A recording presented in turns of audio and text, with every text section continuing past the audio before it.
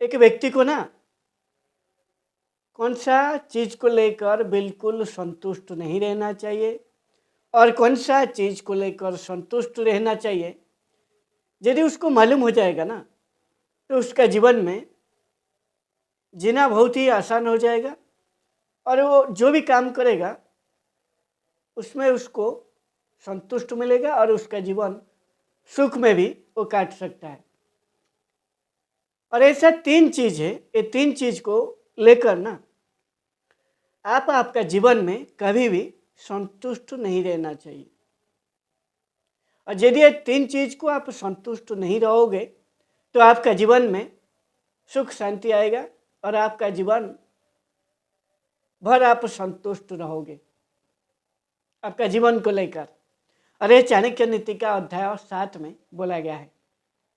जो पहला बात है अभ्यास।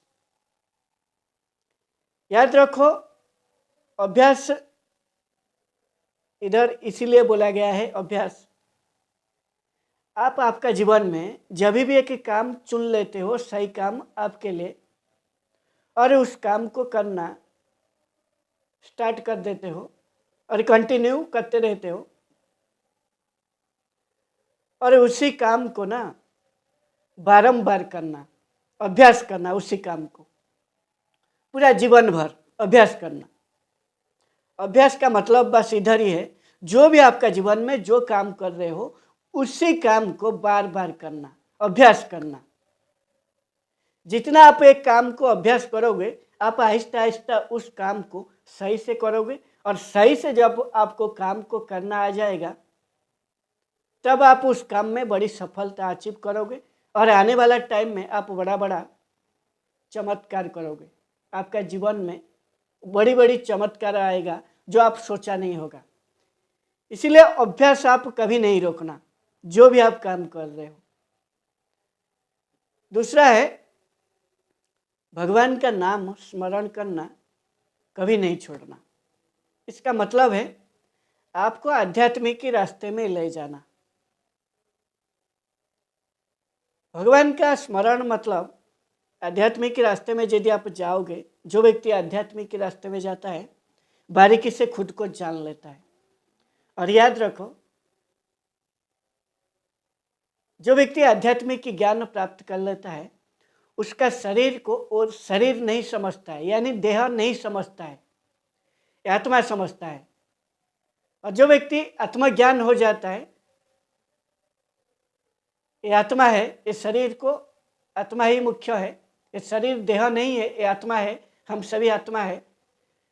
जब ये आत्मज्ञान एक व्यक्ति को हो जाता है, और याद रखो हमारा भीतर जो आत्मा है ना, जो परमात्मा का अंश है आत्मा, परमात्मा का प्रकाश का अंश है आत्मा। इसीलिए ये जो आत्मा हमारा भीतर है, जो व्यक्ति इसी को स्मरण करता है और आत्मा का इसको जानना मतलब सत्य को जान लेना।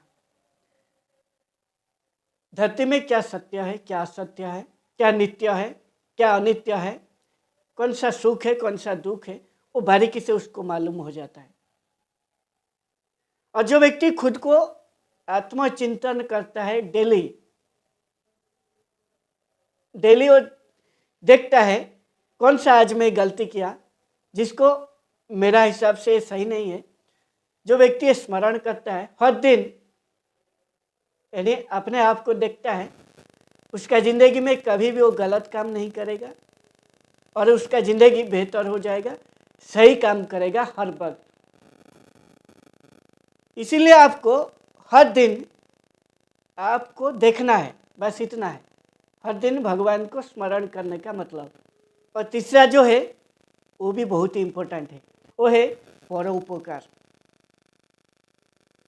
आपका पास जितना भी है उसमें आप जरूर परों का उपकार कीजिए। जो आपका आसपास जो समाज में जो लोग रहते हैं उनका उपकार कीजिए, संसार का उपकार कीजिए, परोपकार कीजिए। और परोपकार आप दो तरीके से कर सकते हो, दूसरे को समय दे के, और आपका पास जो भी धन या जो भी वस्तु है उसको दूसरा आदमी को दे के उसका उपकार कर सकते हो। उसका बुरा समय का टाइम में। और यदि आप परोपकार करते हो, इससे आपका जो मन को शांति मिलता है। इसका मतलब है आप जितना भी बड़ा आदमी हो जाओ, आपका भीतर बिल्कुल अहंकार नहीं आएगा। हमेशा आप जमीन के साथ जुड़े रहोगे। और इसका मतलब है आप हमेशा धर्म के मार्ग पर चलोगे और आपका भीतर दया, करुणा, प्रेम ये सभी आएगा। जो व्यक्ति का भीतर दया, करुणा, प्रेम, सत्य ये सभी रहता है ना, वो दूसरा आदमी को कभी भी गलत नहीं कर पाएगा और दूसरा व्यक्ति का उसको लूटने के लिए भी ख्याल नहीं आएगा। इसीलिए वो हमेशा जमीन का साथ जुड़ा रहेगा और उसका बिल्कुल अहंकार 1% भी नहीं आएगा। इसीलिए आपको हमेशा परोपकार करना, और यदि ये 3 चीज़ आपका जीवन में आप लगाओगे तो आपका जीवन ना एक बेहतर जीवन हो जाएगा और दूसरा आदमी को आपका जीवन प्रेरणा प्रदान करेगा।